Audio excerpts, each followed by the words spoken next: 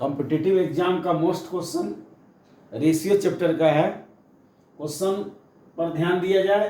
ए अनुपात बी बराबर 5:6 दिया हुआ है। ए अनुपात बी का मान जो दिया हुआ है 5:6 है और बी अनुपात सी 9:15 है। तो हमको ए अनुपात सी ज्ञात करना है। ए अनुपात सी कैसे ज्ञात करें? तो इसको ज्ञात करने के लिए पहले लिख लेते हैं। ए अनुपात बी का मतलब क्या हो गया? ए बटा बी बराबर दिया हुआ है 5/6। ए बटा बी बराबर 5/6 दिया हुआ और बी बटा सी बराबर दिया हुआ 9/15। तो देखिए अगर इसको हम मिला के लिखते हैं ए बटा बी बराबर बी बटा सी लिखते हैं तो हमको ए अनुपात सी निकल जाए, क्योंकि ए बटा सी बराबर ए अनुपात सी होता है।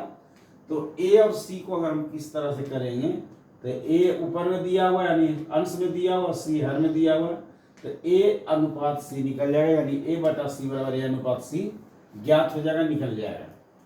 तो ध्यान देना हमको बी पर। देखो बी यहाँ मिल रहा है, बी मिल रहा है, तो हमको क्या चीज पर ध्यान देना है? बी पर ध्यान देना है। तो देखिए यहाँ बी का मान है 6, बी का मान यहाँ क्या दिया हुआ 6 और इधर बी का मान दिया हुआ 9। तो 6 और 9 दोनों अलग अलग है। तो सबसे पहला काम करना है हमको बी को बराबर कर देना है। बी को क्या कर देना है? बराबर कर देना है। तो इसके लिए क्या करना है? बी को बराबर करने के लिए तो अगर हम इसको 2 से गुना करते हैं 6 गुना 12, तो 9 के पहाड़ा में 12 नहीं आता है। तो अगर हम इसमें 3 से गुना करते हैं 6 3 18, 9 के पहाड़ा में 18 आता है। तो इसको 3 से गुना करते हैं और इसको 2 से गुना करते हैं। तो यहाँ लिख देना है ए अनुपात बी को कितना से गुना करना है? 3 से, और बी अनुपात सी को